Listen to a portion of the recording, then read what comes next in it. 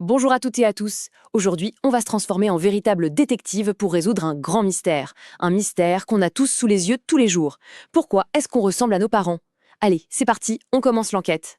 Bon, comme tout bon scientifique, la première étape de notre enquête, c'est tout simple. On va observer.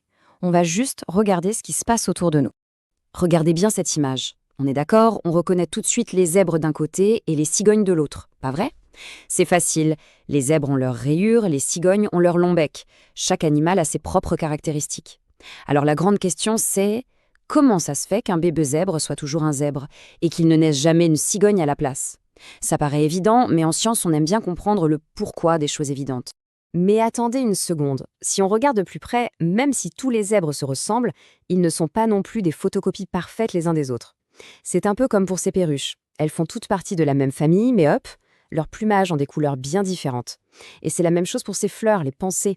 On voit donc qu'il y a de grandes ressemblances, mais aussi plein de petites différences.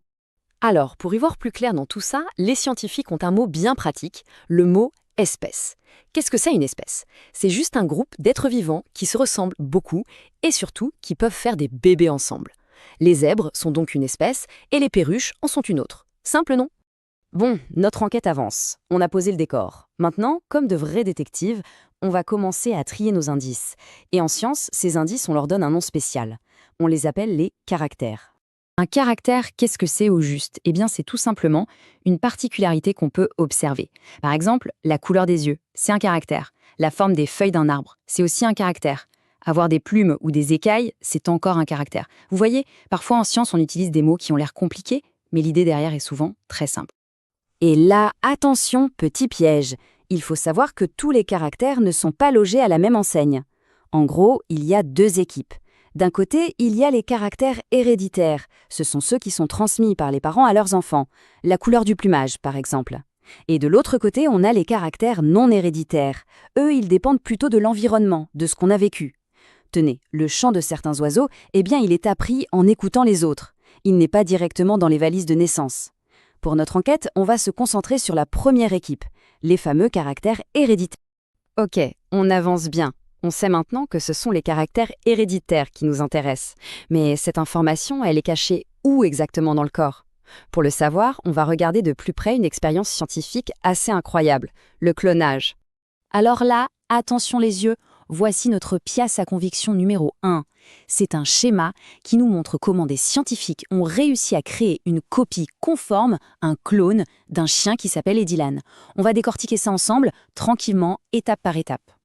Pour bien faire les choses, on va utiliser la méthode des scientifiques. C'est une méthode en deux temps. D'abord, je vois que, et ensuite, j'en déduis que.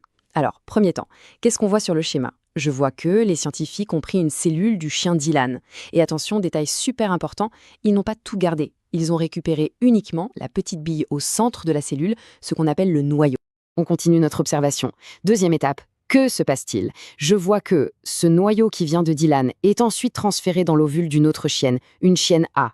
Et juste après, cet ovule un peu spécial est placé dans le ventre d'une troisième chienne, une mère porteuse, la chienne B. Et maintenant, le moment de vérité, le résultat de l'expérience. Qu'est-ce qu'on voit? Je vois que les chiots qui sont nés sont des boxeurs. Ils ressemblent comme deux gouttes d'eau à Dylan, le chien qui a donné son noyau. Par contre, ils ne ressemblent pas du tout à la mère porteuse qui leur a donné naissance. C'est fou, non? Alors maintenant qu'on a bien tout observé, on passe au deuxième temps de la méthode. J'en déduis que si les chiots ressemblent à Dylan, alors que la seule chose qui vient de lui, c'est le noyau de sa cellule, eh bien, j'en déduis donc que toute l'information pour les caractères héréditaires est cachée à l'intérieur du noyau de la cellule. Et voilà, on a trouvé la cachette du secret. Bravo à nous. Fantastique! On sait maintenant que tout se trouve dans le noyau. C'est le centre de contrôle. Mais ça ne nous dit pas ce qu'il y a à l'intérieur de ce fameux noyau. Allez, on sort une loupe, encore plus puissante, et on va zoomer à l'intérieur. Regardez-moi ça.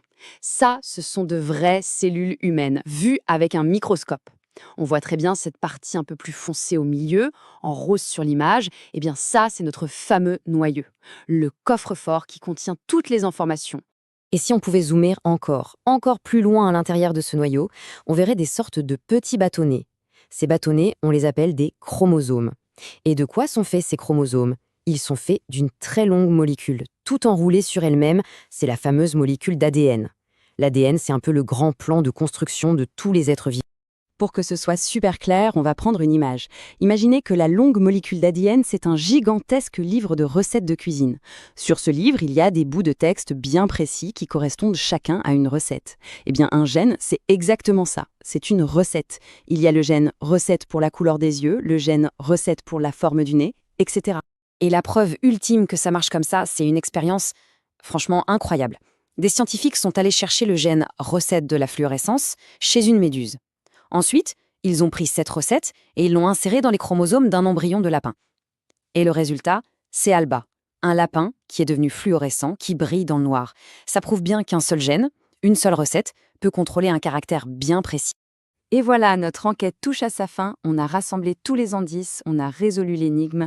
C'est le moment de faire un petit résumé. Pour être sûr d'avoir tout bien compris, prenez de quoi noter si besoin. Alors, si on devait résumer tout ça en 3 points super importants, ce serait quoi? Premièrement, les êtres vivants d'une même espèce se ressemblent parce qu'ils partagent les mêmes types de caractères. Deuxièmement, toute l'information pour ces caractères héréditaires, elle est bien au chaud dans le noyau des cellules.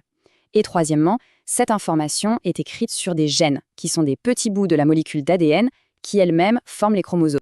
Ce schéma résume parfaitement tout notre voyage. On est parti des caractères, ce qu'on voit à l'œil nu, on a plongé dans la cellule pour trouver le noyau. Dans le noyau, on a trouvé les chromosomes. Sur les chromosomes, on a trouvé l'ADN. Et sur l'ADN, on a trouvé les gènes, nos fameuses recettes. C'est un peu comme des poupées russes, une chose à l'intérieur d'une autre.